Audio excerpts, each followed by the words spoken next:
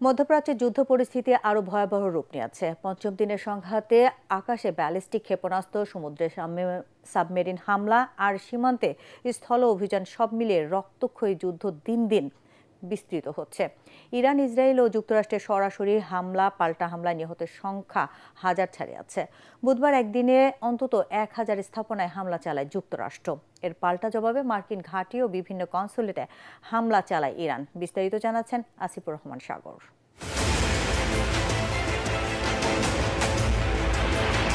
পৃথিবীর শক্তিধর দেশ ও তার মদতপুষ্ট রাষ্ট্রগুলোর বিরুদ্ধে একাই লড়াই করছে আয়াতুল্লাহ আলী খামেনির দেশ ইরান। আধুনিক রণসাহায্যে সজ্জিত সামরিক শক্তিধর যুক্তরাষ্ট্র আর মধ্যপ্রাচ্যের বিস্ফোরা দখলদার ইসরায়েলি বাহিনীর বিরুদ্ধে নিজেদের কৌশলী অস্ত্র নিয়ে নিঃসঙ্গ লড়াই চালিয়ে যাচ্ছে তেহরান। যুদ্ধের পঞ্চম দিনেও তেহরান ও এর আশপাশের শহরে ব্যাপক বোমা হামলা হয়েছে। আন্তর্জাতিক সংবাদ মাধ্যম রয়টার্স ও আল জাজিরা জানিয়েছে, বুধবার রাতে তেহরানের বিভিন্ন স্থান থেকে বিকট শব্দ শোনা গেছে। হামলা জোরদার করায় ইরানে হতাহতের সংখ্যা দ্রুত বৃদ্ধি পাচ্ছে। যুক্তরাষ্ট্রভিত্তিক মানবাধিকার সংস্থা human rights activist news agency জানিয়েছে, ইরানে নিহতের সংখ্যা 1100 জন ছাড়িয়েছে। এদিকে শ্রীলঙ্কা উপকূলে ইরানের একটি জাহাজ লক্ষ্য করে সাবমেরিন থেকে হামলা চালানো হয়েছে। এতে জাহাজে থাকা 78 জন আহত হয়েছেন, নিখোঁজ রয়েছেন শতাধিক। এদিকে মধ্যপ্রাচ্যে 50,000 সৈন্য নামিয়েছে যুক্তরাষ্ট্র, অন্যদিকে 1 লাখ সৈন্য নামানোর কথা জানিয়েছে ইসরায়েল।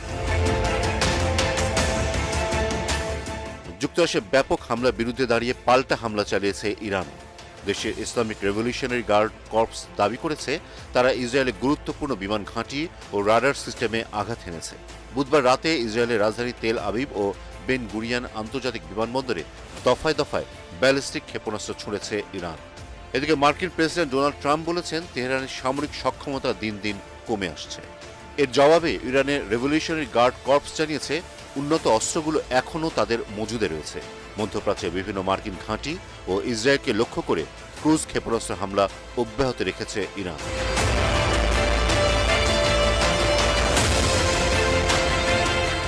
সংঘাত চলছে লেবানন সীমান্তেও।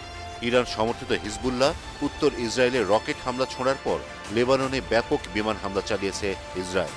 এদিকে হরমুজ প্রণালী কার্যত অচল হয়ে পড়েছে। ইরান দাবি করেছে, তারা প্রণালীর নিয়ন্ত্রণ নিয়েছে। জ্বালানি বিশ্লেষকরা বলছেন, সরবরাহ অর্ধেক কমলেই তেলের দাম ব্যারেল প্রতি $150 পৌঁছাতে পারে। এই সংঘাত এখন আর কেবল সীমিত হামলা নয়, বরং পূর্ণমাত্রার সামরিক শক্তি প্রদর্শনের লড়াই। প্রশ্ন একটাই, যুদ্ধ কি বন্ধ হবে, নাকি মধ্যপ্রাচ্য আবারও এক রক্তক্ষয়ী সংঘর্ষে নিমজ্জিত হবে? আসিফুর রহমান সাগর, ATN বাংলা।